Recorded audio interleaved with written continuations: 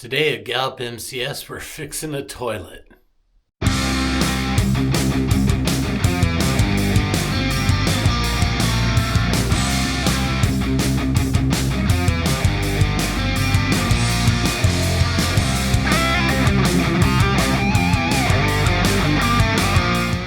Okay.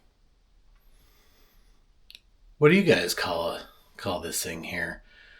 I've heard it called a lot of names. I've heard it called a toilet, a pot, a john, a throne. That's one of my favorites, the throne. The bathroom itself sometimes gets called the loo, the Oval Office. Anyway, comment below what you find amusing, entertaining, or funny about what people name toilets. So today we're looking at a problem with this toilet is that the inside the tank there's the Floatilator 5000 and the flapper valve. And in this case, the Floatilator 5000 is pretty wore out, or it's got a bunch of mineral deposits on it, making it so that it's not functioning properly. Let me demonstrate. I'll go ahead and hit the valve here, and we'll see if it fills up.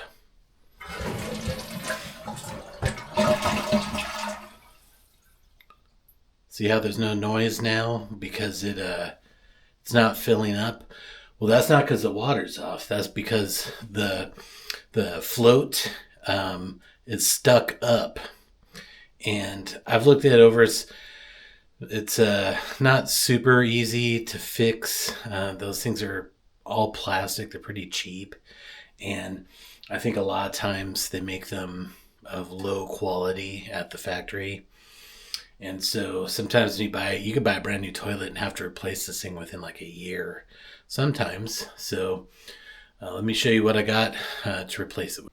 Before I show you the new Floatilator 5000, let me show you what's going on inside here. So, this little lever, that's the thumb lever, of course.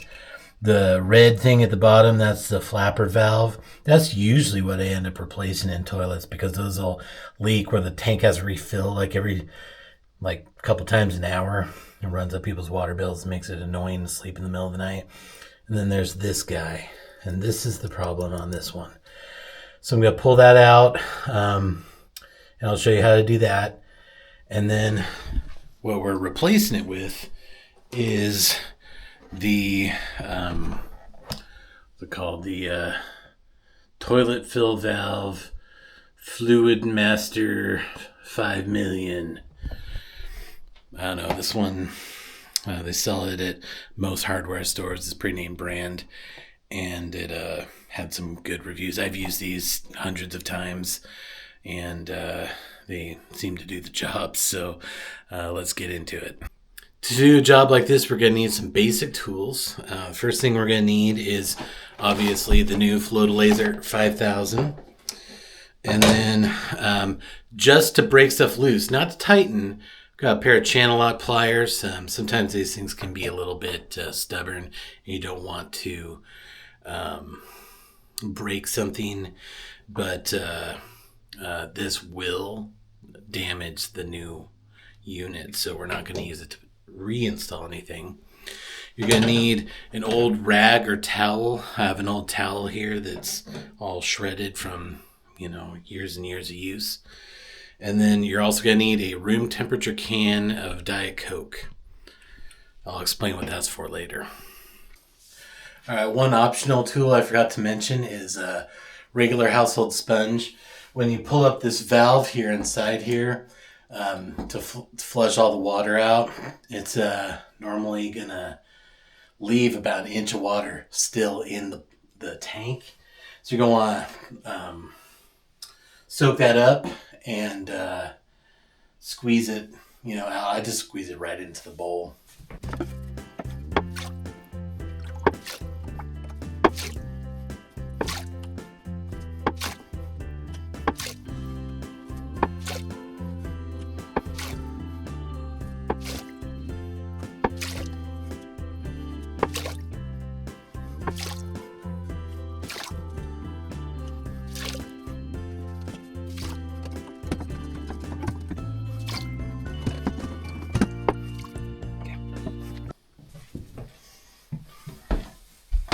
All right, so now that all the water is sponged and squeezed out of the tank, we can get the next step. On this one, I didn't turn the water off, so normally I would do that first. So now I'm going to go ahead and take care of that, and then start disassembling the current, disassembling the assembly. Sure.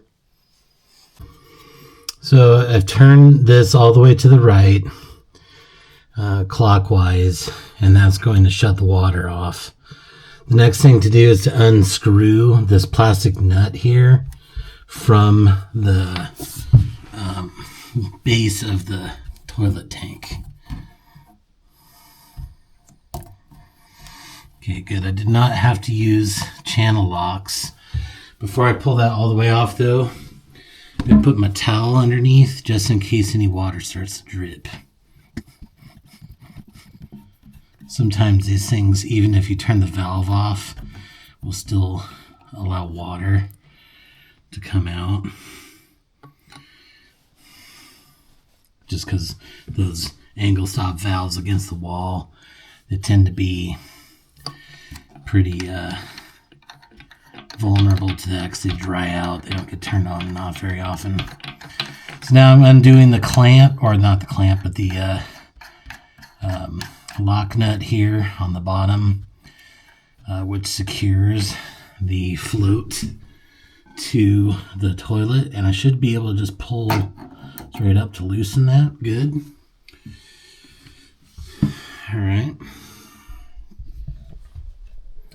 Now inside the toilet bowl, we've got the float's loose, of course, but then we've got this tube, and it connects to this thing here, and that's all part of the new kit. So I just pulled that out of the riser and then pull straight out, and we'll just give that a quick wipe, and it's ready for the new installation. All right, I want to show you all something. So with these, they're a kind of a universal. So as you turn these in, they get shorter, turn them out, they get longer. So you can see that. So the marks on these are pretty common. Let me see if I can find them. So here you might be able to see there's a 9 right there, and then there's an X dot right here. So if we take a look at the old one, oh, by the way, let me show you this thing. It's totally nasty. It's got like all sorts of buildup from years of use. So looking at this thing, there's a 9, and this collar comes right up to the X right here. So what I'm going to do is I'm going to take this one and I'm going to turn it until that X is also under the collar to get it close. And then I'm going to set them side by side to see and make sure not only do they line up at the bottom of these 2 rings right here, they're lined up there, they're lining up at the flat part on the bottom, but they're also lining up at the top. So this new Floatolator 5000 has been properly adjusted to fit this toilet. So now there's a matter of the clamp that goes in the riser tube, and then the hose. So we're going to stick the hose, around this tube. It's just a press on. Shouldn't require more than just a firm grip. And so what that's going to do is that's going to make sure that any water that comes out of the tube goes straightly into the riser tube.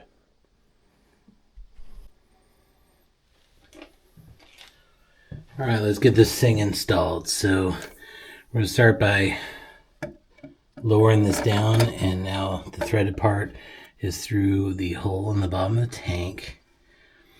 And then we're going to clamp this little hose thingy right onto this tube, if I can get it. There we go. And down like that. So now we'll go below and put the nut on. This kit is equipped with a new collar nut. So I'm just going to grab that and start tightening it down.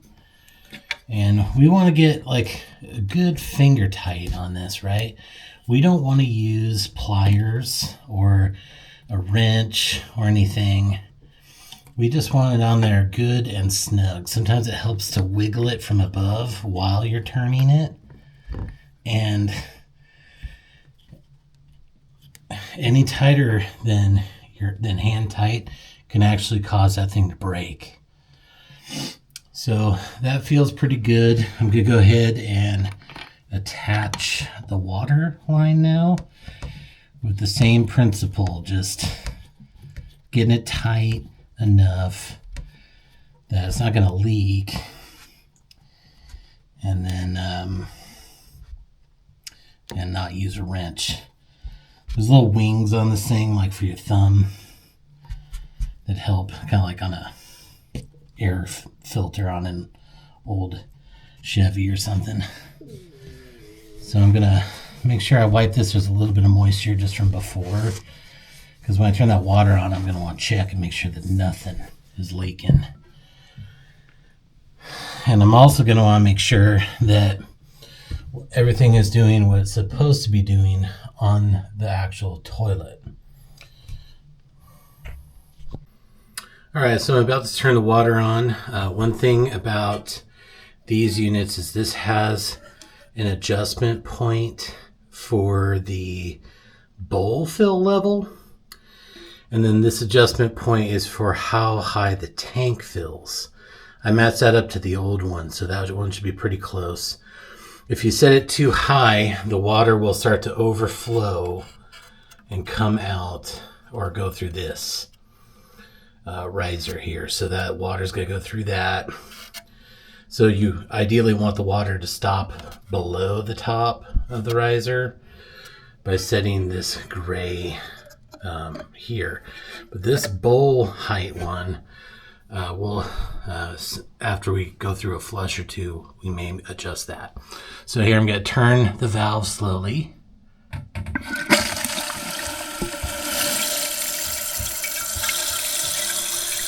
Okay. Water valve is on. You can see the water coming through here. That's where it goes from to. And that is filling the bowl and the tank.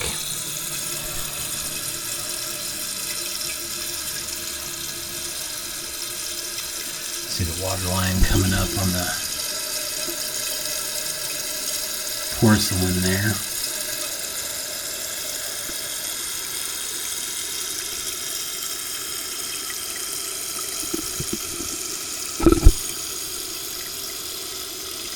So the water stopped on its own. That's good.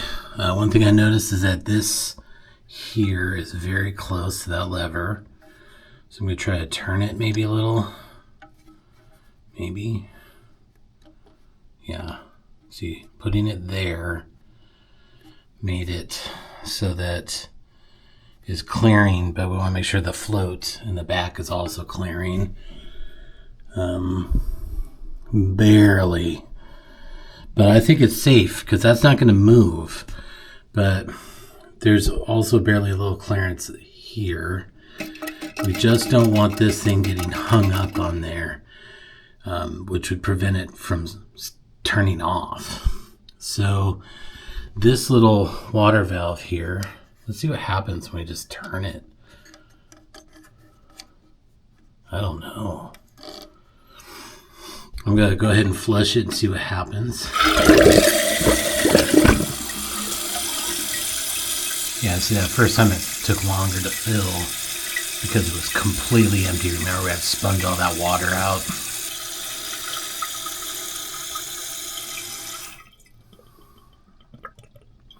Okay. Even though I have this set to the same float level as before, I think that I actually want more water to come out. And that's going to give me the most amount of water.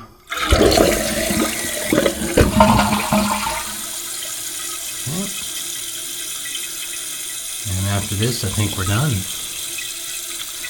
Okay, while that's filling up, I want to take you guys back over here and check it out. So there's not even the slightest drop. I'm also checking down here at the valve because, like I say, sometimes these valves, they can drip on you out of nowhere.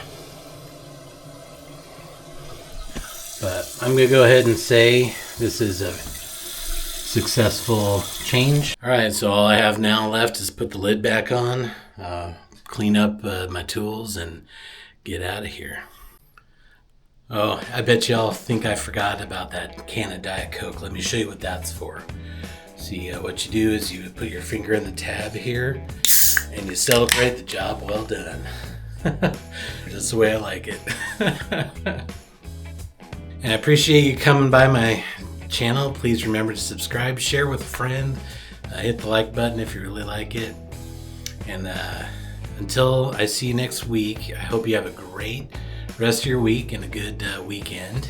And we'll see you next Friday on Gallup MCS.